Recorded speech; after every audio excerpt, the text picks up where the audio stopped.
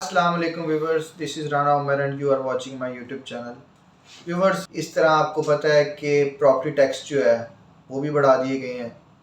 अब आज का जो मेरा टॉपिक है वो बेसिकली मैं आपको ये बताऊंगा।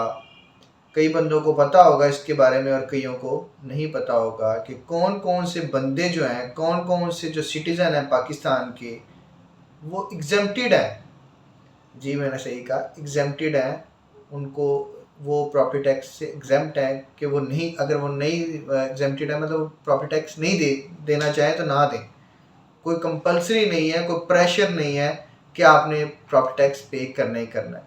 अब उसमें कौन कौन से बंदे आते हैं तो उसके बारे में मैं आपको डिटेल शेयर करूँगा। जी तो व्यूवर्स, मैं आपको बता रहा था कि एग्जेम्पशन जो है प्रॉपर्टी टैक्स में, उसको भी फर्दर कैटेगराइज किया गया है दो जगह पे।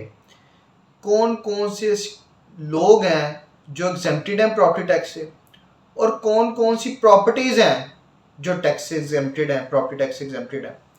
उसमें सबसे पहले आता है कि अगर कोई घर है लेस देन 5 मरले का, जो कि कैटेगरी ए में फॉल नहीं करता, वो एग्जेम्प्टेड है प्रॉपर्टी टैक्स से। अगर कोई प्रॉपर्टी है, उसका जो एनुअल रेंट है वो 4,320 रुपये से एक्सीड नहीं कर रहा, 4,320 रुपये से बढ़ नहीं रहा किसी प्रॉपर्टी का टैक्स, तो वो भी एग्जेम्प्टेड है, उस प्रॉपर्टी पे टैक्स नहीं होगा।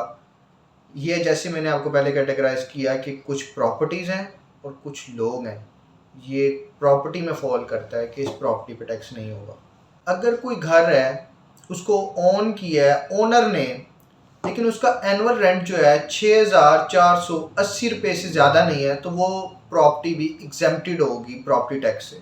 अगर कोई बिल्डिंग है, वो ज़ेर इस्तेमाल है किसी बेवा के या अनाथ बच्चों के या किसी डिसेबल बंदे के, उसका जो एनुअल टैक्स बनता है 12,150 रुपये। अगर एनुअल टैक्स 12,150 रुपये तक का है तो वो भी प्रॉपर्टी एग्जेम्प्टेड होगी।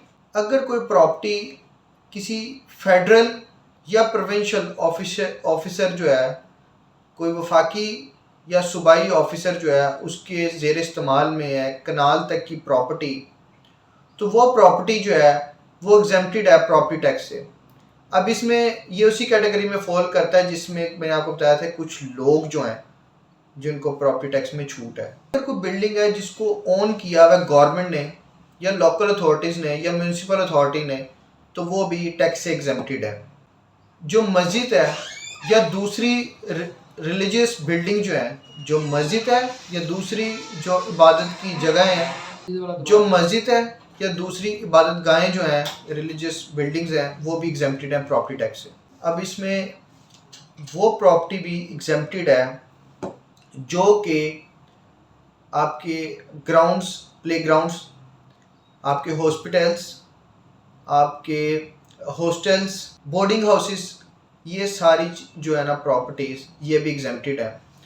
अगर आपकी जो प्रॉपर्टी है वो इन कैटेगरी में फॉल करती है, तो आप एक रिटन एप्लीकेशन एक्साइज के जो है ऑफिसर मिजाजी, उनके नेम लिखेंगे और अपने आईडी कार्ड की कॉपी साथ अटैच करेंगे और अपने प्रॉपर्टी के जो डॉक्यूमेंट हैं उसकी कॉपी साथ अटैच करके जो मुतलका ऑफिसर हैं एक्साइज के, उनको सबमिट करवाएंगे। उसका जो प्रोसेस होगा वो फाइल उस तरह मूव ऑन करेगी और आखिरकार जो आपका प्रॉपर्टी का टैक्स है उससे आपको एग्जम्पशन मिल जाएगी। नाज़रीन, आपको मेरी वीडियो कैसी लगी है? अगर आपको मेरी वीडियो अच्छी लगी है तो मेरी वीडियो को लाइक करें, मेरे चैनल को सब्सक्राइब करें, मेरी वीडियो को ज़्यादा से ज़्यादा शेयर करें और बेल आइकन का जो बटन है उसको ज़रूर क्लिक करें ताकि नए आने वाली वीडियोज़ जो हैं वो आपके तक टाइमली आती रहें। Thanks for watching my channel. Thank you.